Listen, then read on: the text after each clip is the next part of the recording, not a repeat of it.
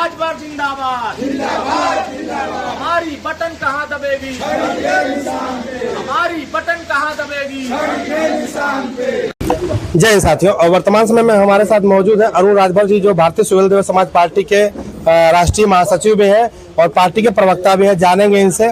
आपके भाई साहब यहाँ से चुनाव लड़ रहे हैं, जो पार्टी के प्रमुख महासचिव हैं। प्रथम सवाल, कैसे जीतेंगे मऊ का चुनाव? जनता के दम पर जीतेंगे, जनता के आशीर्वाद से जीतेंगे। जिस तरीके से जनता का आशीर्वाद मिल रहा है और कार्यकर्ताओं का जिस तरीके से सहयोग मिल रहा है और कार्यकर्ताओं के जिस तरह उत्साह दिख रही है, मुझे लगता है घोसी लोकसभा क्षेत्र की जनता अब विकसित घोसी बनाने के लिए, भारत को विकसित बनाने के लिए संकल्पित हो चुकी है और अपने अपने बूथों को जीतने के लिए कमर कस चुकी है।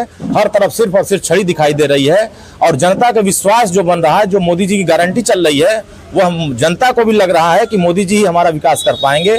जो विकास 15 सालों के कार्यकाल में घोसी लोकसभा क्षेत्र में रुका हुआ है, जो स्वर्गीय कल्पनाथ राज ने सपना देखा था विकसित घोसी बनाने का, समृद्ध घोसी बनाने का, विकसित और विकासशील घोसी बनाने का, वह 15 साल के कार्यकाल में अधूरा छूटा हुआ था। उसको पूरा करने के लिए डॉक्टर अरविंद राजभर जी, देश के प्रधानमंत्री जी मोदी जी के योजनाओं के साथ, आदरणीय योगी आदित्यनाथ जी मुख्यमंत्री जी की योजनाओं के साथ घोसी को विकसित घोसी बनाने के लिए डबल इंजन की सरकार घोसी में विकास के लिए पूरी कटिबद्ध है। चौमुखी विकास के लिए हम लोग तैयार हैं, जनता भी विकास के लिए तैयार है।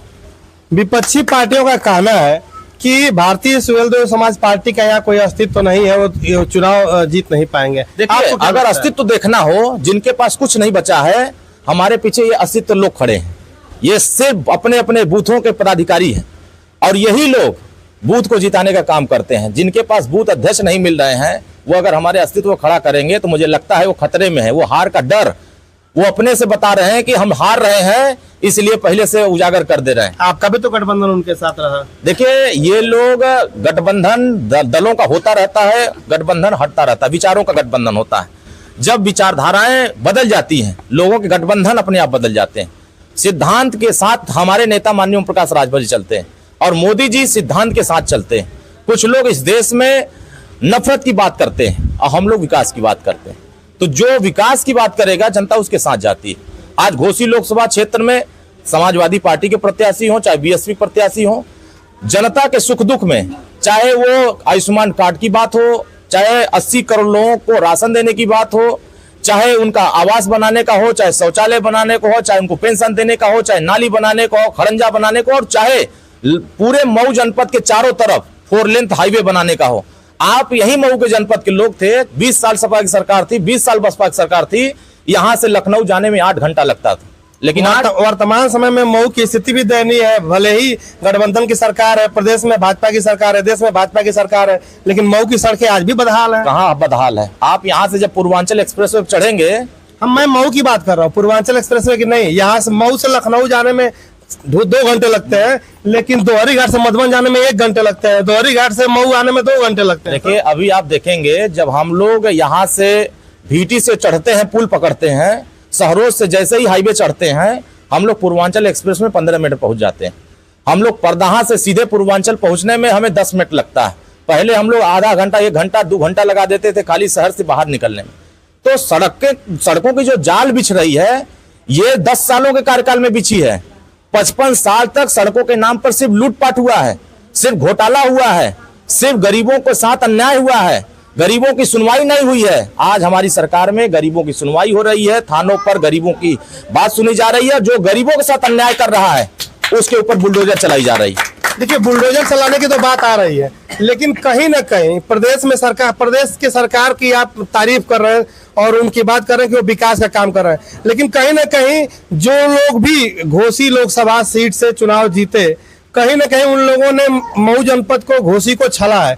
आप इस बार गठबंधन के प्रत्याशी के रूप में, आपके भाई साहब यहाँ से चुनाव लड़ रहे हैं, पार्टी के आप प्रवक्ता हैं, अरविंद राजभर अगर चुनाव जीतते हैं तो मऊ जनपद का विकास किस तरीके से करेंगे? देखिए, हम हर गांव का विकास चाहते हैं। गांव को विकास के 1 नंबर खड़ा करने के लिए सरकार की हर योजना का लाभ हम सीधे जनता तक पहुंचाने के लिए हम काम करेंगे। हम घोसी में हर ब्लॉक स्तर पर जितने सामुदायिक केंद्र हैं, वहां 1 एम्बुलेंस की व्यवस्था हम कराने की प्रयास कर रहे हैं। हम घोसी लोकसभा क्षेत्र में हम नौजवानों को खेलने के लिए स्टेडियम बेहतर बनाने के लिए काम कर रहे हैं। हम यहाँ नौजवानों को बेहतर स्कूल बनाने की व्यवस्था कर रहे हैं। हम यहाँ के लोगों को अच्छी शिक्षा की व्यवस्था कराना चाहते हैं। हम यहाँ कि लोगों को स्वच्छ पानी देने की व्यवस्था कराना चाहते हैं, यहाँ के लोगों को बिजली देने के काम करना चाहते हैं, बिजली आधा करके हम रेट देना चाहते हैं, बिजली माफ करने की बात कर रहे हैं। हम बुनियादी मुद्दों पर, समाज के विकास के मुद्दों पर हम यहाँ वोट मांग रहे हैं। हम यहाँ विकास के नाम पर इसलिए वोट मांग रहे हैं क्योंकि देश के प्रधानमंत्री जी मोदी जी बिना जाति और धर्म, अगर हम लोग राशन दे रहे हैं तो उसमें कहीं ये नहीं लिखा है कि मुसलमान को नहीं देना है, कहीं ये नहीं लिखा है कि दलित को नहीं देना है, कहीं ये नहीं लिखा है यादव को नहीं देना है। हमारी सरकार का हर योजना का लाभ हर वर्ग के लोग पा रहे हैं। मुझे ऐसा लग रहा है कि जो योजना का लाभ लाभान्वित हो रहा है वो हमारी सरकार के साथ खड़ा हो रहा है, हमें वोट देने के लिए तैयार हो रहा है। आपकी पार्टी मऊ से भी चुनाव लड़ चुकी है और लोकसभा चुनाव, पिछले लोकसभा में भी चुनाव लड़ चुकी थी। मऊ के विकास की बात करें तो कहीं ना कहीं आप भी मानते हैं कि हम विकास करेंगे, लेकिन ये मानते हैं कि 10 साल की सरकार में उतना विकास नहीं हुआ जितना अन्य जिलों का हुआ। बहुत विकास हुआ। पहले अंधेरे में रहता था यही मऊ, पहले यहाँ बिजली 4 घंटा मिलती थी, बुनकर समाज के लोग बहुत परेशान होते थे, बहुत ज्यादा प्रताड़ना झेलना पड़ता था। क्या ये मऊ के लोग भूल गए कि 2017 से पहले, 2014 से पहले इस मऊ में दंगा होता था? क्या आज सुरक्षा का माहौल नहीं पैदा हुआ है? कानून व्यवस्था स्थापित नहीं हुआ है? किसी गरीब की जमीन नहीं लूटी जा रही है? कल तक किसी गरीब की जमीन लूट जाती थी, लूटने वाला बचाया जाता था, गरीब रोता रह जाता था, कोई सुनवाई नहीं होती थी। आज अगर कोई गरीब का जमीन लूटता है तो उनके यहाँ सीधे बुलडोजर पहुंचता है और उस गरीब को न्याय मिलता है। आज पूरे उत्तर प्रदेश में 10 साल में एक दंगा बताइए जो देश में हुआ हो, एक दंगा बताइए जो मऊ में हुआ हो, एक आतंकवादी हमला बताइए जो मऊ में हुआ हो या पूरे देश में हुआ हो। आज हमारी सरकार पूरे भारत को सुरक्षित करके रखी है। आज 400-500 साल तक राम मंदिर को बनाने के लिए बहुत सारे लोगों ने प्रयास किया, क्यों नहीं बना पाए? आज अगर हमारी सरकार नहीं होती तो भगवान राम का भव्य मंदिर हमारे बीच में नहीं बनता। 3 तलाक का मसला हमारी सरकार ने फाइनल कराया। चाहे देश में जितने भी आज बड़े बड़े कारखाने आज देश में लग रहे हैं, हमारी सरकार में लग रहे हैं। तमाम कुटीर उद्योग अगर पैदा हो रहे हैं तो हमारी सरकार में पैदा हो रहे हैं। तो 10 साल बनाम 55 साल का अगर कार्यकाल देखेंगे तो 10 साल में एक भी भ्रष्टाचार नहीं हुआ और 55 साल में हजारों भ्रष्टाचार हुआ। यही सरकार समाजवादी पार्टी की थी।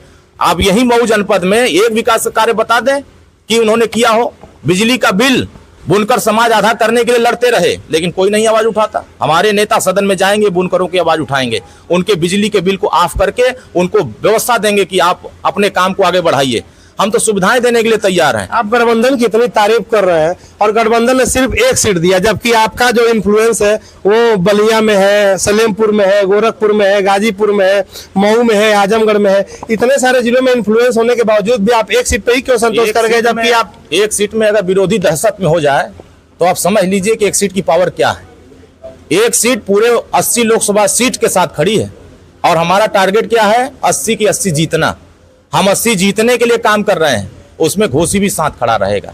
अब पूरे उत्तर प्रदेश में 400 पार जब जाएंगे तो उसमें घोसी भी साथ खड़ा रहेगा।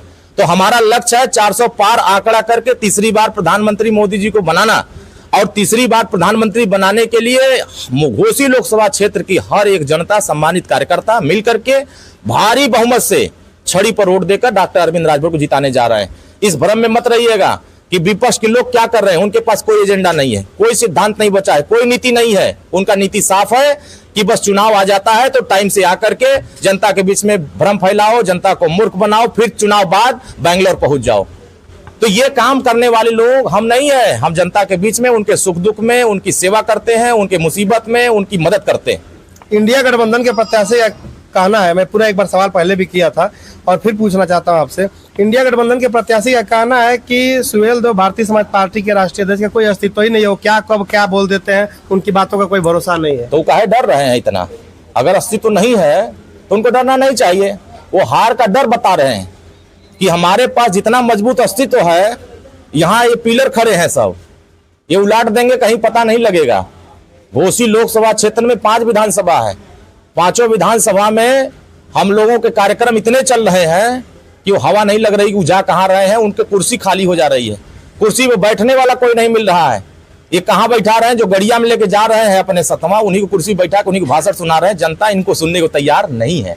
जनता उनको सुनने को तैयार नहीं है। आप थे हमारे साथ अरुण राजभर जी। अंतिम सवाल, चुनाव जीतेंगे कैसे?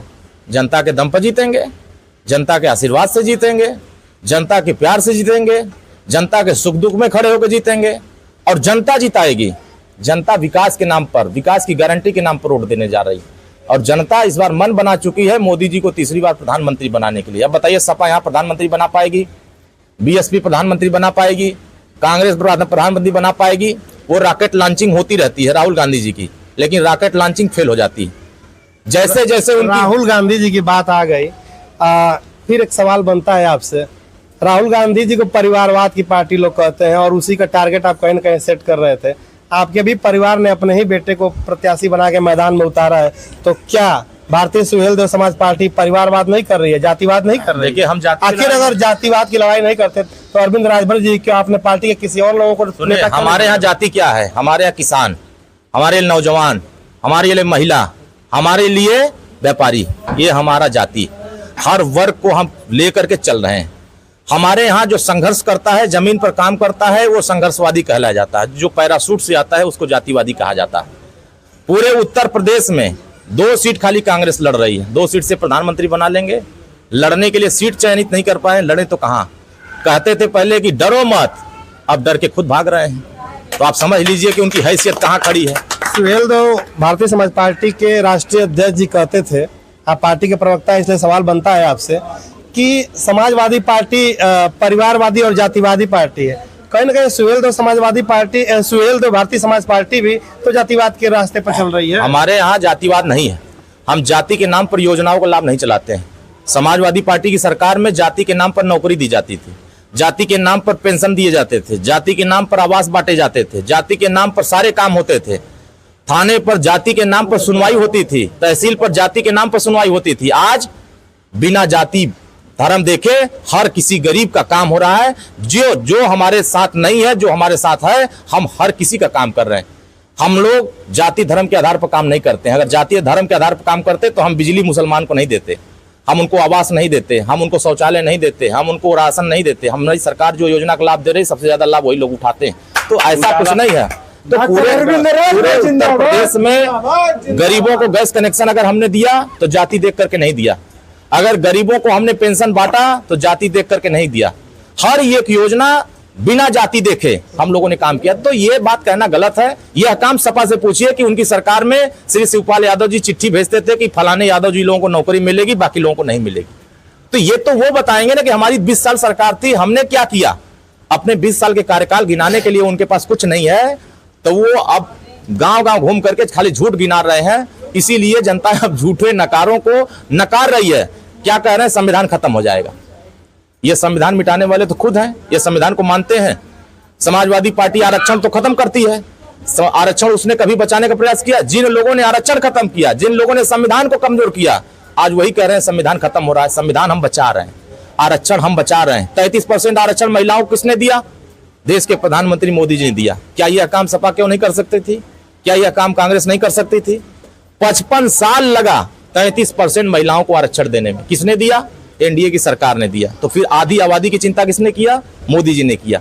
तो जिसकी चिंता हम कर रहे हैं और वो हमारी चिंता कर रहे हैं, तो फिर बेचैनी तो होगी। उनके साथ कोई जाने को तैयार नहीं है, तो भाई व्याकुल भारत। गठबंधन के बाद काफी तारीफ कर रहे हैं भारतीय जनता पार्टी के अरुण राजभर जी। अंतिम सवाल, घोसी की जनता से क्या कहना चाहेंगे? घोसी की जनता से यही कहना चाहते हैं कि आप सभी लोग मिलकर के अपने अपने गांव में डॉक्टर अरविंद राजभर जी को भारी बहुमत से छड़ी परोड़ देकर के जिताइए।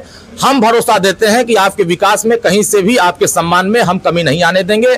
आपका भरोसा, हम आपको विकसित घोसी बनाने के लिए संकल्पित होंगे। जो स्वर्गीय कल्पनाथ राय जी ने सपना देखा था, उसको पूरा करने का काम डॉक्टर अरविंद राजभर करेंगे।